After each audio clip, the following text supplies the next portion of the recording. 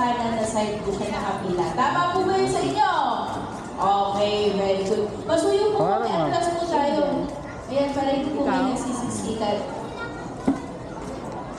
Papracticein na po natin paano yung pila natin para mamaya maayos po kayo. Barangay Tanod, pakikisuyo na lang po kami. Tali ka muna doon. Tali ka muna. Ayaw mo sumali ka na. Upday lang ako. Ako naman boss dun. Huwag ka na pumasok. Kasi nasa akin yung susi. Tapos di mo para papasok yung boss. Sabi mo lang. Mag-duplicate. Dahil, Sigaro, may bisita ka. Yummy sila. dapat kanina pa kayo open ah. Ha? Alas 10 pa naman Dahil yun may ah. bisita ka. Ang ating